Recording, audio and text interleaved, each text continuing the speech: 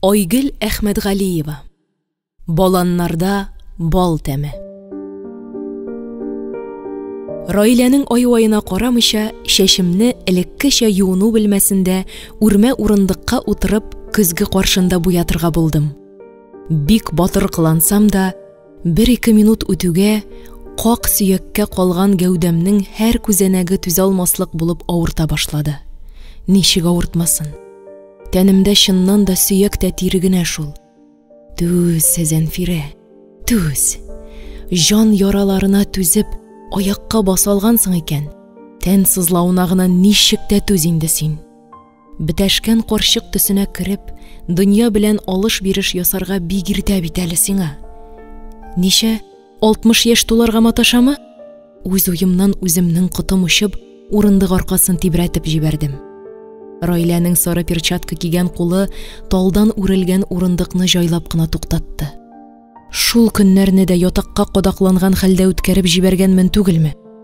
Миңа дигән чәчәкләрне елның кәшәнкәләр шикләвеккә тулышкан татлы бер мәлендә бүләк итәләр иде. Ә бүген урамда кырпак кар. Көзнең соңгы көннәридер мөгаен, соңгы талпынышыдыр. Соңгы тамчы булып, бәлки шушы атнадагына яңгыр яшьләре түгелеп үткәндер. Соңгы тамчы. Ә мине нинди генә сынаулар күреп тә сынмаска, сыгылмаска тырышкан, яшәү дигән тылсымлы сүзгә теше тырнагы белән ябышкан хатынны ятакка бәреп егарлык соңгы тамчы нәрсә иде ул? Әткәйнең үлемеме? Юктыр. Сугыш гарасатын кичеп исән кайткан 90 яшенә җиткән әткәйнең үлеме ачы хәсрәт булса да, табигый хәл. Һәр кемнең тәкъдиренә языла торган канун бит. Әгәр дәүләт сугыш ветераннарына фатир бирергә дигән буйрык чыгармаса, әгәр апа-сеңелләрем шул фатир артыннан төн йокларын онытып чапмаса, тиеннәрдән генә торса да, безнең үзара араларны бер кадәр бәйләгән туганлык җипләре бар иде бит әле. Бер туган апамның үз тормышы шәһәрдә 3 бүлмәле фатирда яшәп яталар. Ул кызлары үзләре тормыш кырды инде. Үги сеңелләремнең уялары да кешенекеннән ким я артык түгел, 7 яшиләр. Әткәйнең өлешенә тигән 1 бүлмәле фатир кыз туганнар арасын умарта күчедәй тузгытты да ташлады. Иң башлап олы апам Линүзә сүз башлады. Кызы белән кияүе кеше өстендә яшәгәнче үз куышлары булыр, фатир аларга кирәк янәсе.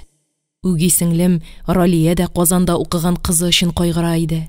Төпчек сеңлебез Нәсия үзләренең 2 бүлмәлесен әссенеп тавыш куптарды. Миңа бер нәрсә дә кирәкми иде. Койма баганаларына тикле үз кулларым белән казып утырткан, үз көчемне түгеп җиткергән йортым бар. Эчендә улым, киленем, оныкларым белән куышлы уйнарлык. Туганнарымның күңелен көнчелек корты кимердеме? Мин аңламаган башка ни дә булса бар идеме? Кунакка йөрешеп, шикердәшеп, чәй эчеп утыруларны кирәк санамадылар. Чакырсам, килмәс өчен 40 сәбәп таптылар. Үзем барсам, такта чәй табылса да, якты чырай әллә ни күренмәде. Без туган нигезнең ишек алдында Линүзә апам белән Ралия сеңлемнең бер-берсенә кул күтәреп сугышуы авыл халкы теленә көлке бер вакыйга буларак керсә, әткәйнең йөрәгенә хурлык, оят, канлы күз яшь рәвешендә ягылган икән. Шул хәлдән соң әткәй бер кем белән күрешмәс, сөйләшмәс булып урынга егылган, ашау-эчүдән баш тарткан. Бу хакта һай сыңлап җиткерде шул үгәйнәй. Әткәй тәмам соңгы сулышларын алганда гына миңа хәбәр итте.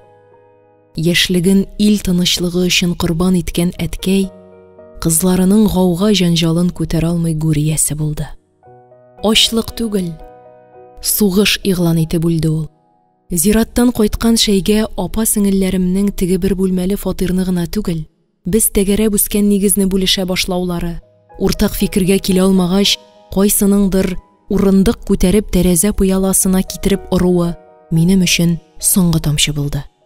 Әткәй җаны булып шак катып тәрәзәдән карап торган ак күбәләк күз алдымда әкрен генә кап-кара тапка әверелде. Мин йөрәгемне учлап шул күбәләк артыннан талпындым.